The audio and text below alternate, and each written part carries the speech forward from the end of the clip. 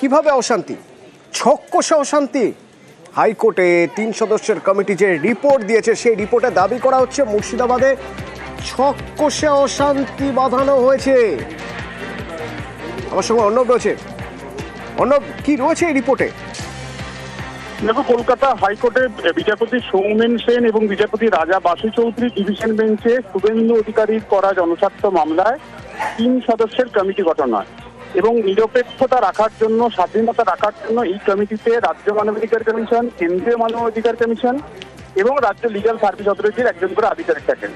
এবং এই 3 সদস্যের কমিটি কলকাতা হাইকোর্টে যে রিপোর্ট দিয়েছে মুখবন্ধ খামের, তা হাইকোর্টের নির্দেশের মধ্যে সামনে এসেছে এবং হাইকোর্টের নির্দেশে এটা বলা হয়েছে, রিভিল করছে, অর্থাৎ মুর্শিদাবাদের এই হিংসার ঘটনায় এই সত্য সামনে আসছে রিপোর্টকে সামনে রেখে, যে শামসেরগঞ্জ, ধুলিয়ান, সুতি যে অশান্তি, গোলমাল, বাড়ি ভাঙচুর, গণহত্যা সব মিলে যে ঘটনা ঘটেছে, এটা পূর্ব পরিকল্পিত এবং একটা সংগঠিত অপরাধ এই ঘটনার আড়ালে কাজ করেছে, এমনটাও কিন্তু রিপোর্টে দাবি করা হচ্ছে।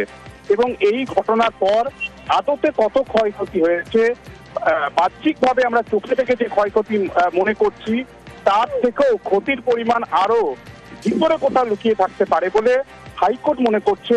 তাই হাইকোর্টের যে ভ্যালুয়ারদের যে তালিকা থাকে, সেখান থেকে একজন ভ্যালুয়ার বা যিনি নির্ধারণ করেন প্রকৃত ক্ষয়ক্ষতির পরিমাণ, যাদের কাজ হিসেবে একজন ভ্যালুয়ারকে অ্যাপয়েন্ট করতে কলকাতা হাইকোর্ট নির্দেশ দেওয়া হয়েছে। প্রকৃত ক্ষয়ক্ষতি কত মুর্শিদাবাদের এই অশান্তি গোলমালে, তার রিপোর্ট আকারে 30 জুলাইয়ের মধ্যে আদালতকে জানানোর জন্য। পাশাপাশি তোমায় জানিয়ে রাখি, রাজ্যের যে সিট তদন্ত করছে তারাও এখানে রিপোর্ট দিয়েছে, এই কমিটি আরো রিপোর্ট দিয়েছে এবং সেক্ষেত্রে কলকাতা হাইকোর্ট রাজ্যের যে আশ্বাস তার উপরে ছেড়ে দিয়ে রাজ্যের কাছে প্রত্যাশা রেখেছে যাতে পুনর্বাসন এবং ক্ষতিপূরণ নিয়ে রাজ্য একটা সুনির্দিষ্ট পথ অবলম্বন করে এবং বিষয়টি নিয়ে পদক্ষেপ করে। ধন্যবাদ। মুর্শিদাবাদের যে সংঘর্ষের পরিবেশ তৈরি হয়েছিল সেটা পূর্ব পরিকল্পিত এবং তার মূল মাথা হচ্ছে বিজেপি এবং তাতে মূল পরিকল্পনাকারী বা ষড়যন্ত্রকারীর নাম হচ্ছে শুভেন্দু অধিকারী। কোটি কোটি কোটি টাকা ব্যয় করে এই অশান্তির পরিকল্পনা করা হয়েছিল এবং বাইরে থেকে আমরা যেটা বারবার বলেছি, বাংলাদেশের কিছু ঘোষিত নিষিদ্ধ জঙ্গি গোষ্ঠীর লোকজনদেরকে জড়ো করা হয়েছিল, তাদের আনা হয়েছিল, বিএসএফ তাদের আসতেও দিয়েছিল, আবার বিএসএফ তাদের বেরিয়েও যেতে দিয়েছে, লুটতরাজ করেছে। বাংলা বিরোধী আমরা সবসময় বলছি, বিজেপি বাংলা বিরোধী, কিন্তু মুর্শিদাবাদের ঘটনায় তারা প্রমাণ করেছে প্রয়োজনে তারা রাষ্ট্রবিরোধী হতেও তারা পিছপা নয়। এই এসআইটি তো রাজ্য সরকার তৈরি করেছে এবং সেই এসআইটি রিপোর্ট দিয়েছে যেটা নাকি পূর্ব পরিকল্পিত। তাহলে প্রশ্ন ওঠে যে যদি পূর্ব পরিকল্পিত হয় তাহলে রাজ্য সরকারের যে ইন্টেলিজেন্স ডিপার্টমেন্ট থাকে বা গোয়েন্দা বিভাগ থাকে, তারা কেন জানতে পারে? যদি জানতে পেরে থাকে তাহলে ব্যবস্থা নেয়নি কেন? আর যদি জানতে না পেরে থাকে তাহলে এই ব্যর্থতা কার? এই ব্যর্থতার দায়িত্ব কাউকে নিতে হবে। সেই ব্যর্থতার দায়টা কি মুখ্যমন্ত্রী নেবেন, নাকি আমাদের হোম সেক্রেটারি নেবেন, নাকি ডিজি পুলিশ নেবেন? কাউকে না কাউকে তো নিতে হবে ব্যর্থতার দায়। যে দায়ী তাকে দায়ী নিতে হবে। নির্দেশ, সুপ্রিম কোর্টের নির্দেশ, বকেয়া ডিএ, রাজ্য সরকারি কর্মচারীদের বকেয়া ডিএর 25% রাজ্যকে দিতে হবে এবং তাও দিতে হবে 4 ওয়ার্কিং উইকস, অর্থাৎ 4 সপ্তাহের মধ্যে। আর এটা দিতে রাজ্যের খরচ হবে 10,000 কোটিরও বেশি।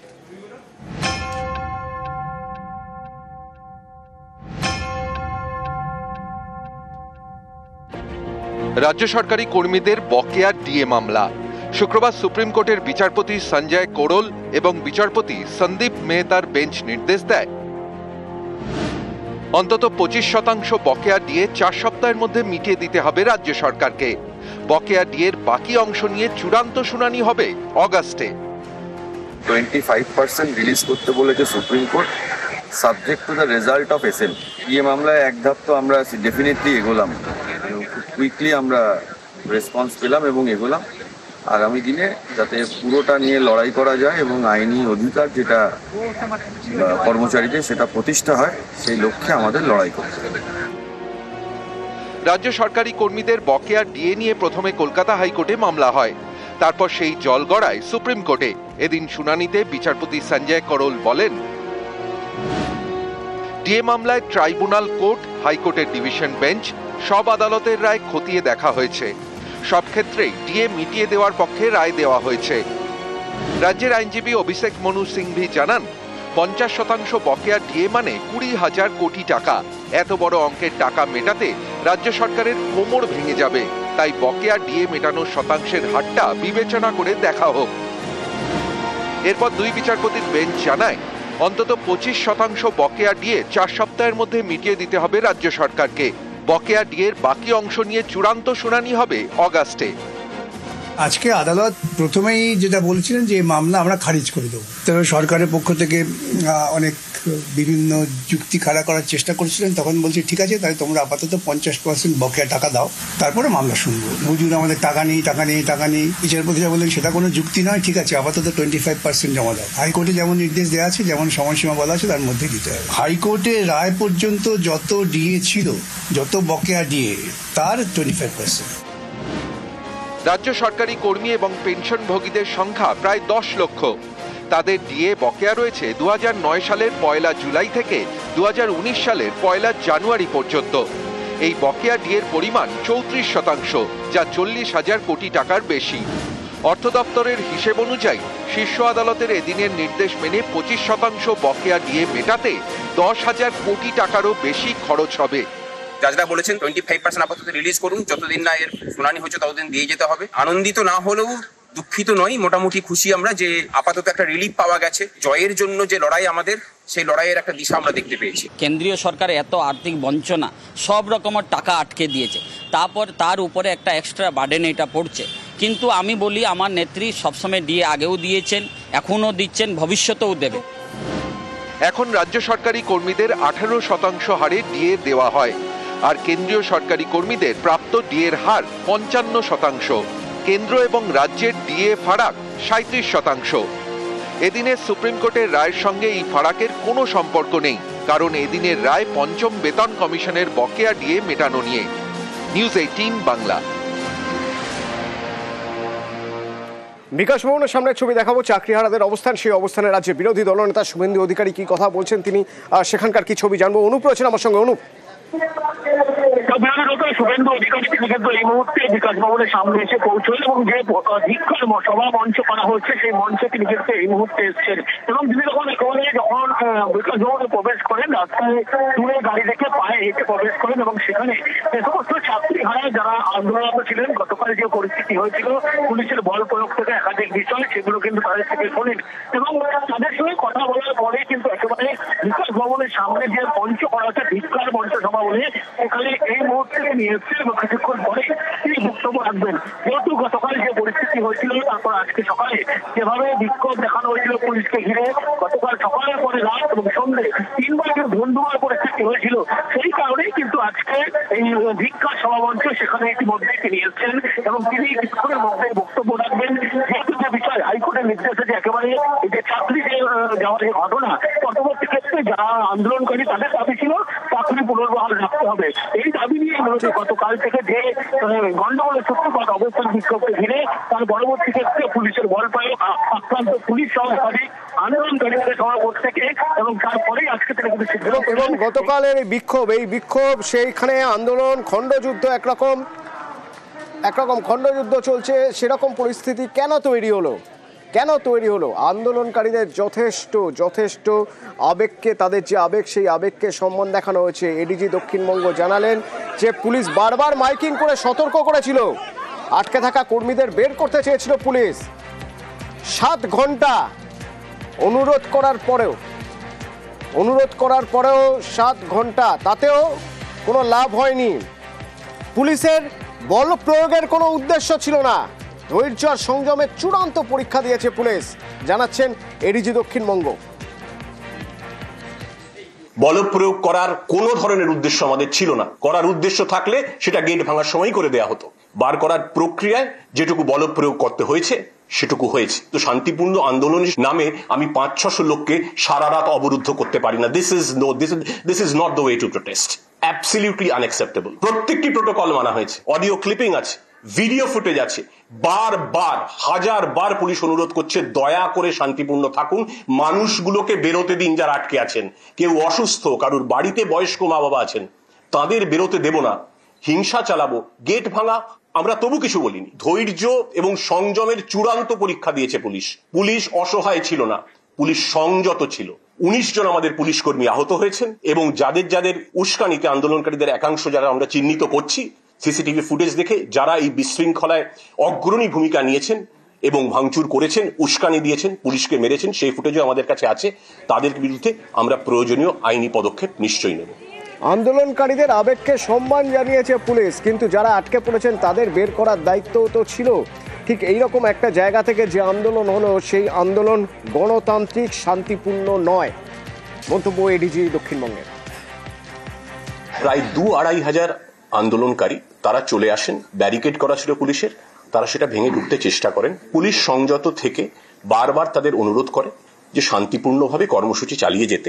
জোর করে গেট ভেঙে তারা বিকাশ ভবন চত্বরে তারা ঢুকে পড়েন এবং দাবি করতে শুরু করেন যে এখান থেকে তারা কাউকে বেরোতে দেবেন না। পুলিশ সচেতনভাবে কিছু করেনি, কারণ আন্দোলনকারীরা তারা চাকরি হারিয়েছেন, তাদের আবেগের প্রতি পূর্ণ সহানুভূতি, পূর্ণ সম্মান পুলিশ দেখিয়েছে। বলপ্রয়োগ যদি পুলিশ করতে চাইতো তাহলে সেই সময়ই করে দেয়া যেত যখন গেটটা ভাঙা হচ্ছে, তা করা হয়নি। ওই বিকাশ ভবন চত্বরে 55টি সরকারি অফিস আছে, নানা গুরুত্বপূর্ণ দফতর আছে, সেখানে প্রায় 500-600 কর্মী তারা ওখানে কাজ করেন। তারা সন্ধ্যের পর বেরোতে চান, পুলিশ বারবার মাইকিং করেছে, তারপরেও তারা অনড় থাকেন না, আমরা বেরোতে দেব না। ভেতরে যারা অবরুদ্ধ ছিলেন তাদের থেকে প্যানিক কল আসতে থাকে। একজন সন্তান সম্ভবা মহিলা ছিলেন, অসুস্থ বোধ করছিলেন, তিনি বাড়ি যেতে চাইছিলেন। মাইকে বারবার অ্যানাউন্স করি বিনা দোষে আটকে আছেন তাদের বাড়ি ফিরতে দিন। তারপর আমরা চেষ্টা করি পুলিশ দিয়েই রাস্তার অর্ধেক অংশ সেটাকে ভাগ করে নিয়ে যাতে তারা বেরোতে পারেন। তখন পুলিশের ওপর চড়াও হয়, যারা বেরোচ্ছিলেন তাদের ধাক্কাধাক্কি করা হয়। গণতান্ত্রিক পদ্ধতিতে শান্তিপূর্ণ আন্দোলন হলে কোথাও কোনো অসুবিধে নেই, গত 10 দিনেও ছিল না। কিন্তু সেই অধিকার প্রয়োগ করতে গিয়ে যদি সরকারি অফিসের গেট ভেঙে ফেলা হয়, সরকারি সম্পত্তি ভাঙচুর করা হয়, 7 ঘন্টা ধরে, আই রিপিট 7 ঘন্টা ধরে পুলিশের হাজার অনুরোধ, হাজার অনুনয় বিনয়ে কর্ণপাত না করে অবস্থান চালিয়ে যাওয়া হয় এবং মানুষকে বিনা দোষে 500-600 মানুষকে, অসুস্থ মানুষকে যদি আটকে রাখা হয় এভাবে, তাহলে সেই আন্দোলন গণতান্ত্রিকও থাকে না, শান্তিপূর্ণও থাকে না। কিন্তু যারা আন্দোলন করছেন চাকরিহারারা, তারা বলছেন তারা পেটের দায়ে আন্দোলন করছেন। যোগ্যরা তারা কোথায় যাবে? এদের পক্ষে বঞ্চনা হচ্ছে কেন এত? এই প্রশ্নগুলো জবাব কে দেবে? আজকে যে এতজন রাস্তায় আমরা নেমেছি, আমরা তো কেউ শখে নামিনি, আমরা পেটের দায়ে নেমেছি। 3-3টে চাকরি চলে গেছে আমার, 3-3টে, primary, upper primary, high school, PhD সেরে এসছি অঙ্কতে। তাহলে এর দায়টা কে নেবে? আমরা আমাদের কথা ভাববো না, ওনারা আমাদের কথা ভাববেন? সেই কারণে আমরা বন্ধ করে রেখেছিলাম তাদেরকে। লাঠিচার্জ কি করে করতে পারে? উনি সরাসরি লাঠিচার্জ করতে পারে, তার আগে ওয়ার্নিং দিতে হতো। আমরা তো এমনি এমনি ওনাদেরকে আটকাইনি। আটকেছিলাম কেন? আমরা যোগ্য শিক্ষক হয়েছি, হঠাৎ করে 7 বছরের চাকরি করার পর আমরা জানতে পারলাম আমাদের চাকরি নেই। আমরা ন্যায়ের জন্য আমরা কোনো কিছুই আমাদের হাতে ছিল না, নিরস্ত্রভাবে। অতএব আমরা মনে করি যোগ্য শিক্ষক হিসেবে ওনাদের আমরা যে আটকে রাখিনি, আমরা বিকাশ ভবনে আটকে রেখেছিলাম। একদিকে আন্দোলন চলছে, আরেকদিকে চলছে রাজনৈতিক চর্চা। এ সরকার ফেল ফেল ফেল। বিকালে সব্যসাচীর লাঠি আর সন্ধ্যাবেলা মমতার পুলিশের লাঠি। এই তো বাংলা। পা ভেঙে দিলেন কৃষ্ণকান্ত রায় টিচারের, জাঙ্গিপাড়ার ছেলে, তার পা ভেঙে দিয়েছেন আপনি। একটা আদিবাসী শিক্ষকের চোখ নষ্ট করে দিয়েছেন, এটা আপনার কাজ? সারাদিন পুলিশ নীরব দর্শক থাকলেন, ওরা যখন গেট ভাঙছেন তখনও কিন্তু কোনো বাধা পুলিশ দিলেন না। যেই সন্ধে হয়ে গেল এবং যে সব্যসাচী দত্ত তার গুন্ডা নিয়ে ভাঙতে পারলেন না, তখন আক্রমণ শুরু হলো। সরকারের পরিকল্পিত আক্রমণ। সরকার ওদের সুযোগ দিয়েছে, তার গেট টেট ভাঙো, তাই তোমাদের বিরুদ্ধে কিছু কেস টেস করা যাবে, তারপর সেই অজুহাত নিয়ে আমরা লাঠিপেটা করতে পারবো। আমার তো মনে হচ্ছে এটা পূর্ব পরিকল্পিত। এ নিয়ে একটা উচ্চ পর্যায়ে তদন্ত হওয়া দরকার। গন্ডগোল এখনো বাঁধলো না, সে কি এই রকম মনোভাব নিয়ে একটা যদি গন্ডগোল পাকানোর চেষ্টা করে, একদিকে সিপিএম, আল্ট্রালেফট এবং বিজেপি হাতে হাত মিলিয়ে, তারপরে আর কোনো অভিযোগের জায়গা থাকে না। কেন রক্তাক্ত হলো, কি হলো, কতজন পুলিশ আক্রান্ত হয়েছে, তারা রক্তাক্ত হয়েছে, এবং এই জঙ্গি আন্দোলনের কোনো প্রয়োজন